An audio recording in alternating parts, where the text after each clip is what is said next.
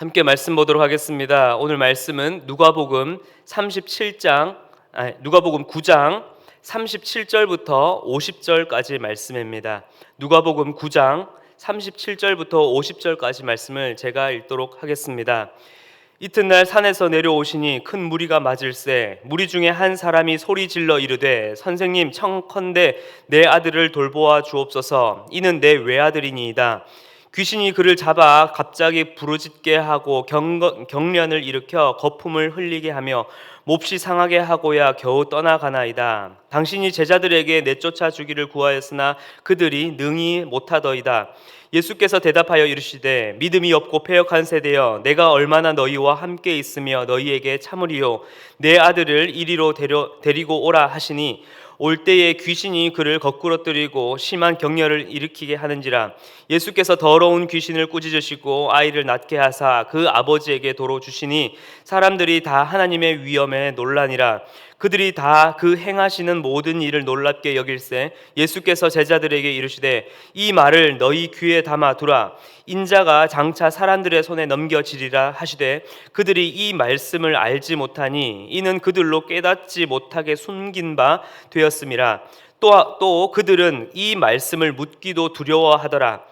제자 중에서 누가 크냐 하는 변론이 일어나니 예수께서 그 마음에 변론하는 것을 아시고 어린아이 하나를 데려다가 자기 곁에 세우시고 그들에게 이르시되 누구든지 내 이름으로 이런 어린아이를 영접하면 곧 나를 영접함이요 또 누구든지 나를 영접하면 곧 나를 보내신 이를 영접함이라. 너희가 모든 사람 중에 가장 작은 그가 큰 자니라.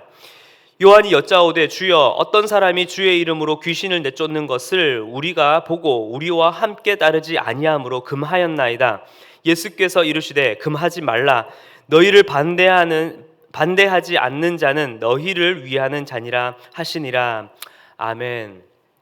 2012년 2월에 개봉한 범죄와의 전쟁이라는 영화에서 아주 유명한 명대사가 있습니다. 영화를 보시지 않더라도 TV 프로그램 중에서나 꼭 한 번씩은 들어보셨을 명대사입니다. 꼭 이 대사를 할 땐 손을 이렇게 모아야 하죠. 손을 모으고 이렇게 대사를 합니다. 니 내가 누군 줄 알아? 너그 서장 남천동 살제.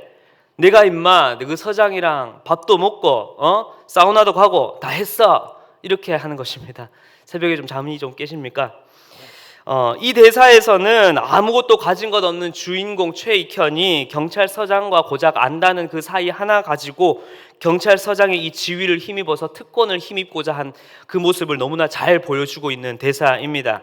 아마 오늘 등장하는 제자들도 이 범죄와의 전쟁 주인공 최익현과 같은 위기 상황에 봉착했다면 똑같이 내가 예수님이랑 어제 밥도 먹고 사우나도 가고 기적도 베풀고 했어 라고 했을 것이라 상상을 해봅니다. 즉 오늘 제자들은 예수님의 가르침을 이해하지 못한 채 그저 예수님께서 그들이 생각한 왕위에만 오르신다면 어떻게 해서든 자신들이 한 몫을 챙기고 또한 세상의 가치와 자신들이 누릴 이 유익에 눈이 멀어 있는 이 모습을 보여주고 있습니다. 그러다 보니 제자들은 예수님의 가르침과 메시지는 다 놓친 채 그저 예수님의 능력보다는 겉모양과 겉체면밖에 보이지 않는 그러한 모습을 오늘 말씀 속에서 보여주고 있습니다.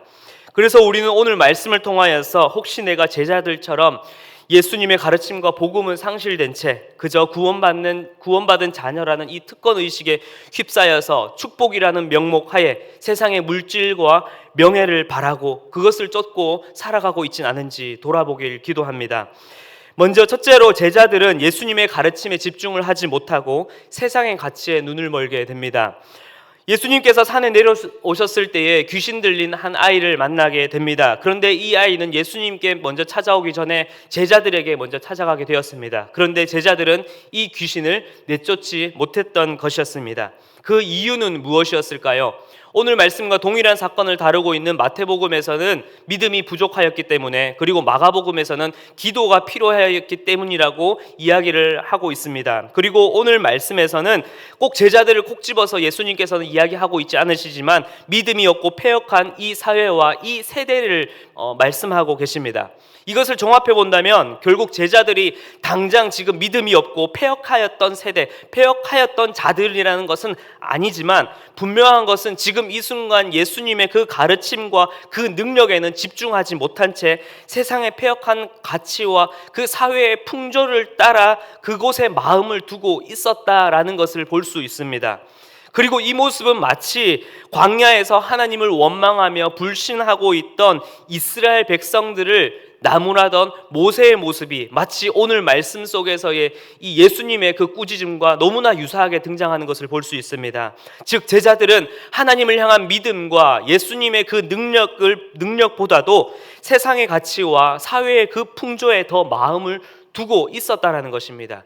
이것은 이후 말씀에서 더욱 구체적으로 드러나고 있습니다. 둘째로 제자들은 예수님께서 보여주신 겸손과 희생의 정신을 따르기보다 세상의 교만과 명예에 더욱 눈이 멀었습니다. 예수님께서 귀신 들린 아이를 고치시고 난 이후에 제자들에게 자신이 사람들의 손에 넘겨질 것에 대해서 십자가에 못 박히실 이 순환에 대해서 미리 말씀을 하십니다. 그러나 제자들은 이것을 이해하지 못했죠.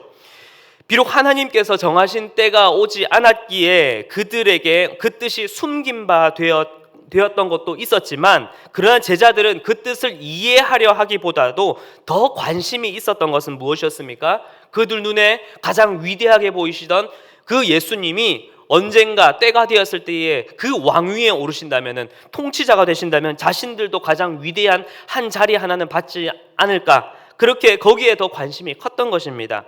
그러니 제자들이 고작 모여서 하는 이야기가 자신이 옆에 끼고 있는 이 예수님이 왕위에만 오르신다면, 통치자가 되신다면 누가 더 크냐, 누가 좌의정을 하고 누가 우의정을 할 것이냐, 누가 그것을 할 것이냐, 그것을 같이 이야기하고 있었던 것입니다.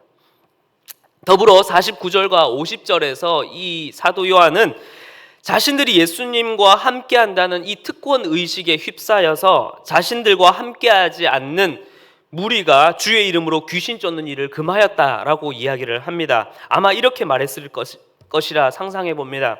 의대 예수님과 함께하지도 않는 이 정예의 12사도도 아니면서 함부로 예수님의 이름으로 귀신을 쫓아? 그러면 안 돼. 다 끊었을 것입니다. 이렇게 요한을 비롯한 제자들은 자신들이 예수님과 함께하고 있으니까 자신들도 대단할 것이라는 그 어리석은 특권 의식에 휩싸여서, 또한 그것을 권력 삼아서 예수님의 능력을 독점하려 했고, 또한 그것을 가지고 너무나 교만한 행동을, 또한 그것을 가지고 자신들이 모든 것을 다 가져야만 한다는 것을 그러한 행동을 보였던 것이죠. 그렇게 제자들의 관심과 이목은 세상의 가치와 특권 의식 속에, 그렇게 교만함 속에 자리 잡고 있었습니다. 이러한 모습에 예수님께서는 그들의 마음을 다 아시고 무엇을 말씀하셨습니까? 바로 어린아이였습니다. 당시의 어린아이는 사회적으로나 신체적으로나 가장 연약하고 가장 낮은 위치에 있는 신분이었습니다. 어른들 사이에서 어떠한 결정권도 없었기 때문에 그저 어른들의 결정에 무작정 복종을 해야 하는 신분이었고요. 또한 스스로 어떻게 생존을 할 수 없기 때문에 누군가를 의지해야만 하는 연약하고 가장 낮은 위치의 존재가 바로 이 어린아이였습니다. 그런데 예수님께서는 가장 낮고 이 연약한 자를 가장 위대하신 자, 가장 위대하신 이름인 바로 예수님과 자신과 함께 영접하라고, 받아들이라고, 그리고 품으라고 말씀하십니다. 제자들의 눈에는 너무나 이것이 이해가 되지 않았을 것입니다. 어떻게 가장 위대하신 예수님이 어떻게 가장 연약하고 연소하고 낮은 위치에 있는 저 아이와 같이 이 자리에 서 있고 같이 동급으로 같이 자리를 하고 있으며 같이 그것을 받아들이라고 하는지, 그 말씀을 받아들일 수 없었을 것입니다. 그러나 예수님께서 말씀하시는 것은 무엇이었습니까? 세상은 명예와 신분, 교만으로 위대한 자가 되기 위하여 끊임없이 위로 치고 올라가고 끊임없이 높은 자리를 차지해야만 하지만, 예수님께서는 그것이 아니라 가장 낮은 자를 사랑하며 영접하는 것이 곧 나를 영접하는 것이며, 가장 낮은 곳으로 향하여서 겸손함으로 낮은 자를 주의 이름으로 섬기는 것이 바로 위대하신 그 하나님을 너희 안에, 그리고 우리 안에 영접하는 것이라 말씀하고 계십니다. 바로 예수님께서 그러하셨기 때문입니다. 그런데 제자들은 그 위대하신 예수 그리스도께서 눈앞에서 이렇게 말씀하고 계심에도 여전히 알지 못했고 깨닫지 못했던 것입니다. 그리고는 세상의 허영과 특권의식과 패역한 가치만 따르기에 바빴던 제자들이었습니다. 우리는 이러한 제자들의 안타까운 모습을 바라보며 이제는 우리의 자신을 돌아보아야 할 것입니다. 사랑하는 성도 여러분, 진정한 위대함은 세상의 가치와 교만, 명예에 있는 것이 아니라 자기를 부인하며 기꺼이 섬기며 낮아지는 것, 바로 예수님께서 십자가에서 보여주신 그 정신을 따르는 것에 가장 위대한 가치가 있습니다. 그것이 예수님께서 제자들에게 그리고 지금 우리에게 말씀하시고자 하는 참된 기독교의 정신의 그 시작인 것입니다. 혹시 내가 그리스도인이라고 말하지만 그 명패 뒤에, 그 이름표 뒤에서 세상을 쉽게 보고 세상을 향하여 혀를 치고 판단하면서 비판하고 있지는 않습니까? 교회가 저러면 되냐? 사람들이 저렇게 이게 사는 게 맞느냐? 선교단체가 교회의 얼굴 다 먹칠하고 다니네. 쯧쯧쯧 혀를 치며 저게 신앙생활이냐? 저게 목회자냐? 저게 성도가 할 모습이냐?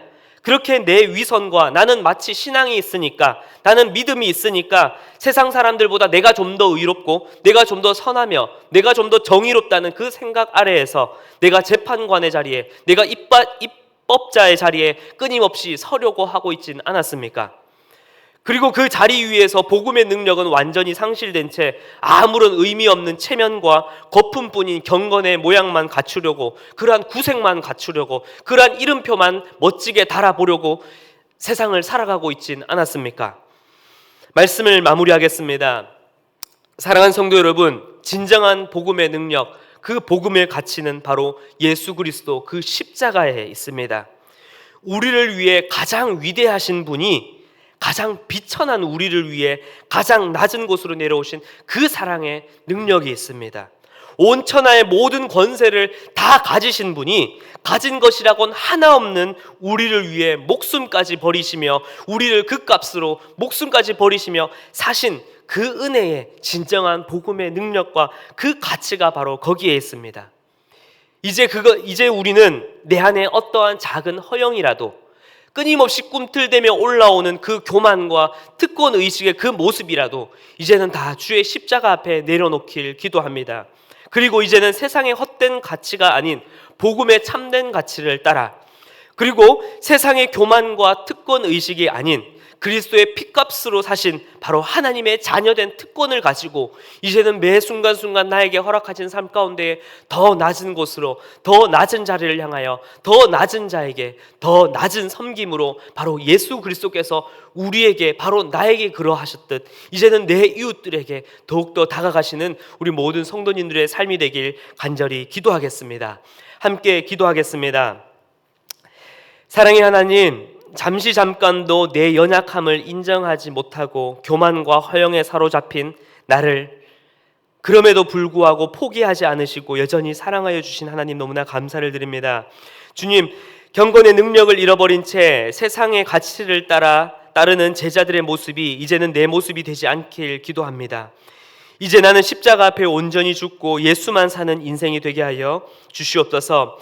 이제는 내가 예수 그리스도만을 닮아서 복음의 가치와 겸손의 삶을 살며 내게 허락하신 모든 생활 속에서 바로 예수님처럼 가장 낮은 곳으로, 가장 낮은 자리로, 가장 낮은 섬김의 자리로 돌아가 정말로 주님께서 우리에게 보여주신 그 사랑과 그 희생 정신을 날마다 실천하는 내가 될 수 있도록 주여 붙잡아 주시옵소서. 그렇게 나아가는 발걸음 가운데 성령님, 우리의 마음을 더욱더 붙잡아 주시고 날마다 더욱더 주님을 기억하며 살아가는 우리의 삶이 되게 하여 주시옵소서. 살아계신 예수 그리스도의 이름으로 기도하였습니다. 아멘.